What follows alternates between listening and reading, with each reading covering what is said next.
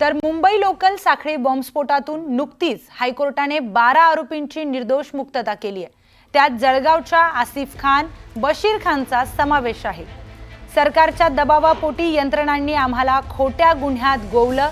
अगदी बॉम्बस्फोटाचा तपास करणाऱ्या अधिकारी देखील आम्हाला सांगायचे की तुम्ही निर्दोष आहात, तुम्ही सुटून जाल, परंतु आमच्यावर प्रचंड दबाव आहे आणि या दबावापोटीच तपास अधिकारी विनोद भट यांनी आत्महत्या केल्याचा खळबळजनक दावा आसिफ खानने केलाय।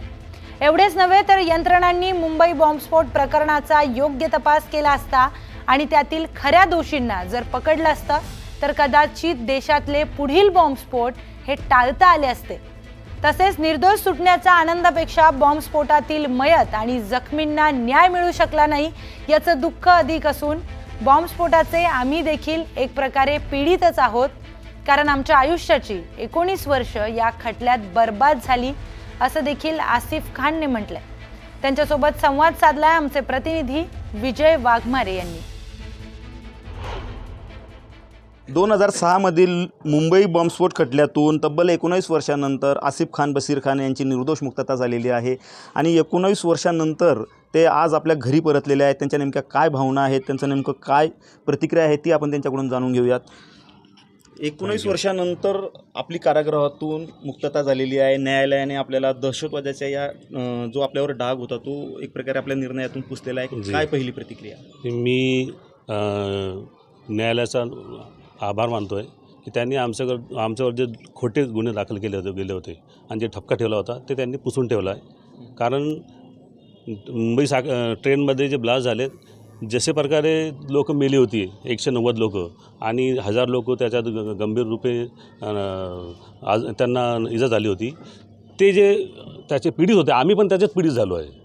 आम्ही त्याच्या ब्लास्टमुळे आम्हाला पण 19 आमचे जे वाया गेले ते आम्ही पण असं काही त्याचे हे नाही आहे, सोबतच आम्ही पण भोगलं आहे सगळे।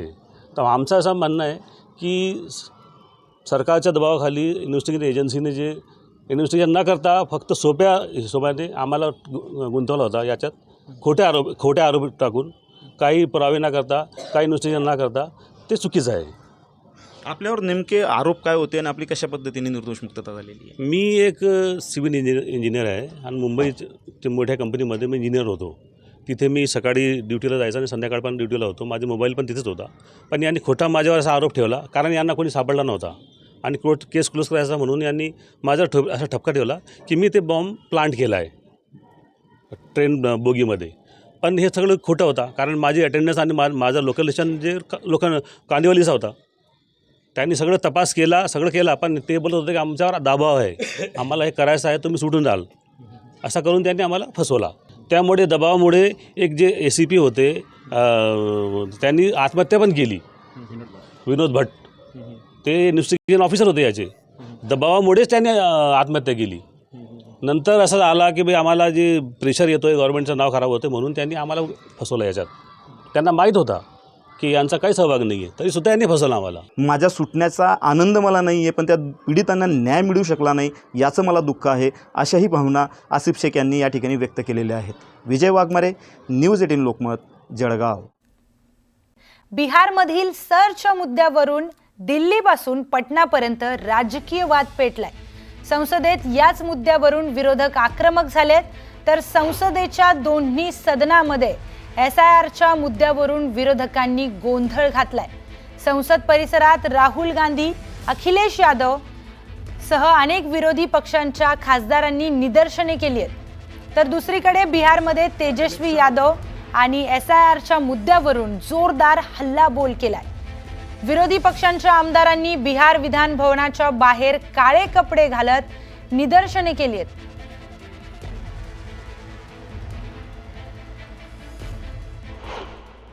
अब इन्होंने क्या किया है कि अब हम बिहार का पूरा सिस्टम नए तरीके से करेंगे, वोटर डिलीट करेंगे और नए तरीके से वोटर लिस्ट लाएंगे। हिंदुस्तान में इलेक्शन चोरी किए जा रहे हैं, ये रियलिटी है। तर आणखी एक ब्रेकिंग न्यूज समोर येते। कोकणामध्ये मौसमी पाऊस पुन्हा सक्रिय झालाय। गेल्या 2 दिवसांपासून सरीवर सरी कोसळत आहेत आणि त्यामुळे रत्नागिरीतील प्रमुख नद्यांच्या पाणी पातळीमध्ये वाढ झाली आहे। कोकणातील समुद्र सध्या खावलेल्या स्थितीत असून समुद्राला उधाण आलंय। हे समुद्राचे उधाण उद्यापर्यंत राहणार असल्याचा अंदाज हवामान विभागाने वर्तवलाय।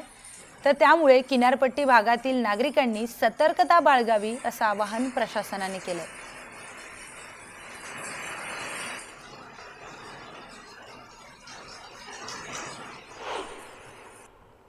तर चिपळूणमध्ये पावसाचा जोर पुन्हा वाढला असून शहरातील तसेच ग्रामीण भागातील रस्ते जलमय होऊ लागलेत। चिपळूण गुहागर महामार्गावर मिरजोळी येथील पवार पेट्रोल पंपासमोरील परिसरात अंशतः पाण्याखाली गेलाय। या ठिकाणी रस्त्याला अक्षरशः नदीचं स्वरूप प्राप्त झाले। वाहन चालकांची मोठी कसरत सुरू आहे। तर महामार्गावरील गटारे तुंबल्याने पावसाचे पाणी रस्त्यावर साचले। यामुळे चारचाकी व दुचाकी वाहन चालकांना अत्यंत सावधगिरीने प्रवास करावा लागतोय। आधीच रस्त्यावर मोठमोठे खड्डे असून त्यात साचलेल्या पाण्यामुळे खड्डे दिसत नाहीत आणि परिणामी अपघाताचं प्रमाण वाढण्याची भीती व्यक्त केली जाते।